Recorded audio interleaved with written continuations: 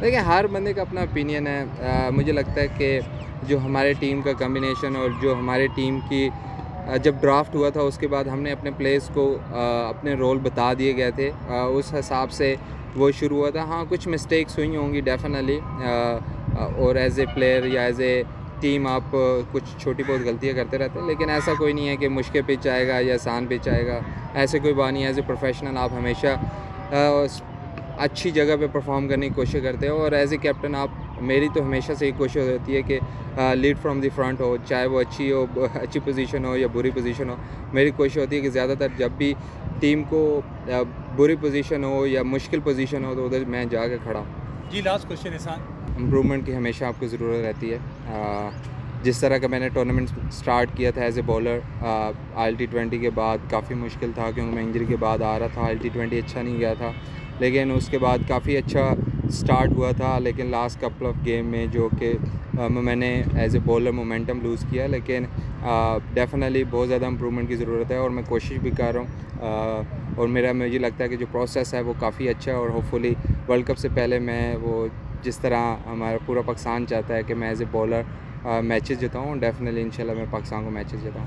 ज़बरदस्त कंपटीशन रहा, कुछ अप एंड डाउन्स भी रहे। उसके बाद मुल्तान के साथ जिस तरह से आपकी टीम ने चेज़ किया और आप आगे एलिमिनेटर खेलने जा रहे हैं, एक्सपीरियंस पूरा शेयर करें, कहाँ मिस्टेक्स हों, कहाँ पे आप कवर करनी ज़रूरत है इन चीज़ों को। देखिए, जिस तरह हमने स्टार्ट किया था पहले मैच के बाद, हमने वो मोमेंटम लूज़ किया, 3 बैक टू बैक मैचेस हारे थे, वो चीज़ थी। और कुछ ऐसे लैप्सेस हुए थे जिसकी वजह से हम टॉप 2 में फ़िनिश नहीं कर पाए। लेकिन यही पार्ट ऑफ पार्सल है क्रिकेट का।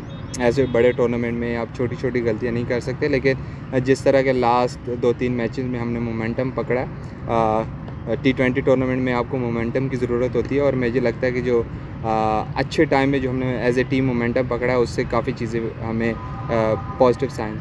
2018 के बाद इस्लामाबाद जीती नहीं है, और प्लेऑफ में हम हमेशा से खेलते आ रहे हैं, लेकिन जिस तरह का हमारा कॉम्बिनेशन है और जिस तरह का हमारे पास मोमेंटम है, होपफुली हम इस चीज़ को लूज़ ना करें, क्योंकि हमारे पास ये तो अब नॉकआउट मैचेस शुरू हो गए हैं, और हम कोशिश करेंगे 3 मैच जीतें और चैम्पियन बने। दूसरा, आज़म की बात, डेफिनेटली कुछ ऐसे प्लेयर्स होते हैं जिनको बहुत ज़्यादा प्यार चाहिए होता है और बहुत ज़्यादा सपोर्ट चाहिए होता है, और आज़म भी उनमें से एक है।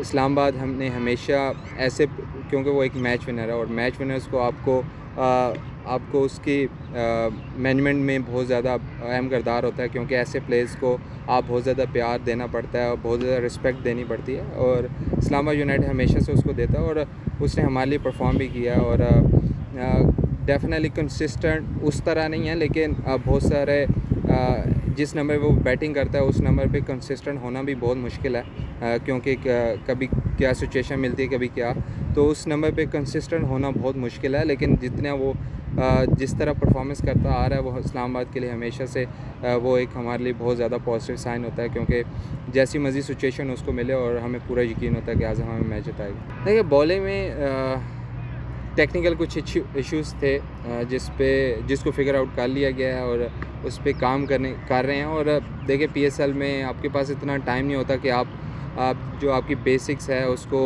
बहुत ज़्यादा टाइम दे सके, क्योंकि प्रैक्टिस उस तरह नहीं होती, back to back matches, travel.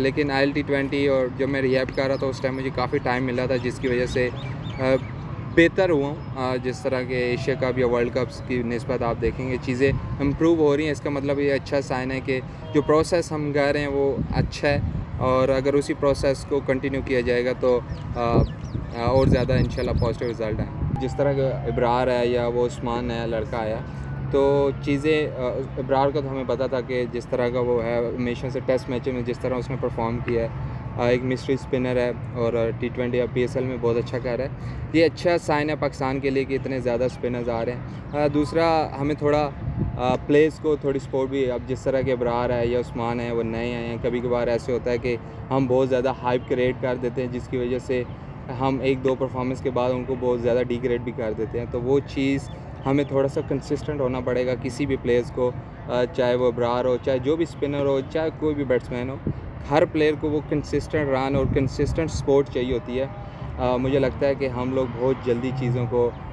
भूल जाते हैं। जो भी परफॉर्मर है, जिस तरह इब्रार है, अब उसको लॉन्ग रन देना चाहिए, चाहे उससे अच्छा हो बुरा हो, क्योंकि हमें बनाने पड़ेंगे प्लेयर्स। ऐसा नहीं है कि आपको बने बनाए प्लेयर्स मिलेंगे। तो प्ले बनाने के लिए आपको उनके फेलियर को एक्सेप्ट करना पड़ता है। और जिस तरह हमें पता है कि अब्रार है या उस्मान है कि वो एक मिस्ट्री है, मिस्ट्री में आप शायद इम्पैक्ट उस तरह अर्ली ऑन ना डाल सकें लेकिन बाद में डाल दें, या शायद आप अर्ली ऑन डाल दें बाद में ना डाल सकें। तो एक कंसिस्टेंट रन और कंसिस्टेंट सपोर्ट चाहिए होती है प्लेयर को, तो वो देनी पड़ती है, तभी टीम्स बनती है।